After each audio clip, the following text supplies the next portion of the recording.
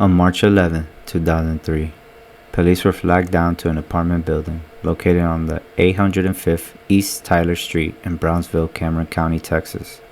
This would change Brownsville, Texas forever. Once police arrived, they were guided into a one-bedroom apartment rented out by Mary Angela Camacho and John Esthefan Rubio.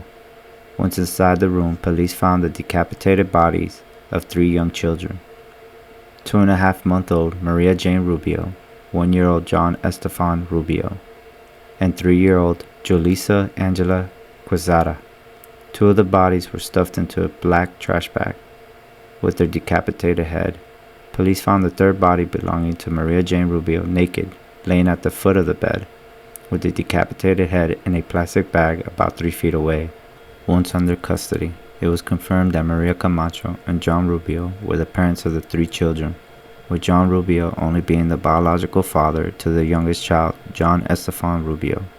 During the autopsy, the examiner described the children probably were suffocated before they were decapitated, with all 3 bodies having multiple stab wounds and incisions throughout their bodies. They then placed the children's bodies and heads into plastic bags. Then they had sex. Thereafter, they tried cleaning up the apartment.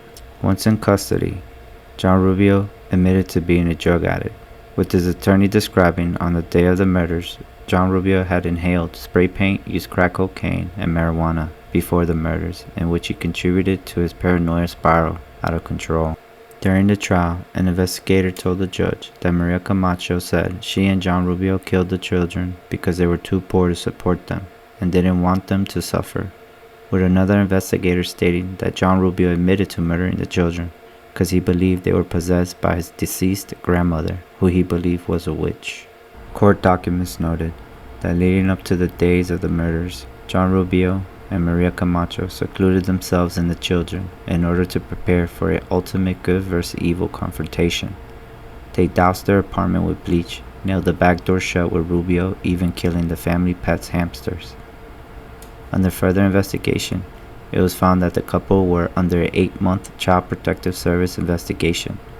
They were referred to the state's agency because the children were malnourished, homeless, and needed medical attention.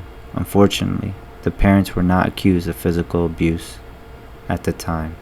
Weeks before the youngest child was born, state investigators closed the case because the couple ended up getting an apartment and had completed parenting classes, with the children receiving all their immunizations and beginning to show sign of gaining weight. Sadly, the murders were discovered because John Rubio's brother came over that day anonymously to the apartment to visit, which after witnessing the bodies he quickly ran outside and flagged down a police officer who happened to be patrolling the area. And on November of 2003, John Rubio was found guilty of the murders and sentenced to death. Maria Camacho was found guilty in 2005, but was given a life sentence. She is eligible for parole in 2043. In 2007, John Rubio's sentence was appealed. During this appeal, Rubio pled not guilty on the basis he was not competent to stand trial, and because the statements from Maria Camacho were wrongfully allowed as evidence during the first trial. However, after examinations and testimonies from medical experts, he was found competent to stand trial. The defense had used testimony from John Rubio's mother in the appeal, where his mother admitted to drinking beer every day while she was pregnant with him. She stated John Rubio suffered from hallucinations as a child and even prostituting him at the age of 8. A doctor that examined John Rubio in 2003's trial also testified this time and affirmed that John Rubio was insane at the time of the offense. Regardless, the jury found Rubio guilty once again, and in July of 2010, his death penalty was reinstated.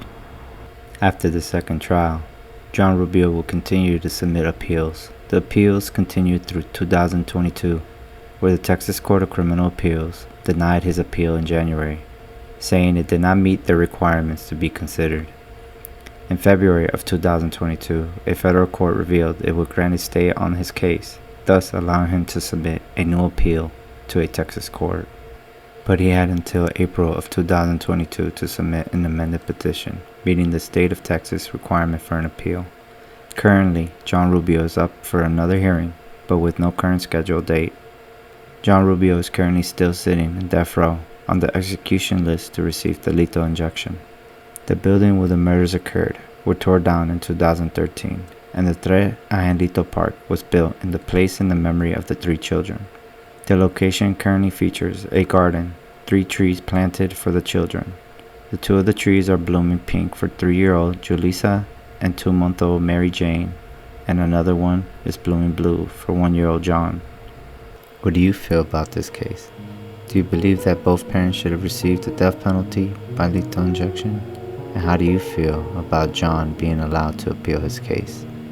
Leave your thoughts and comments down below.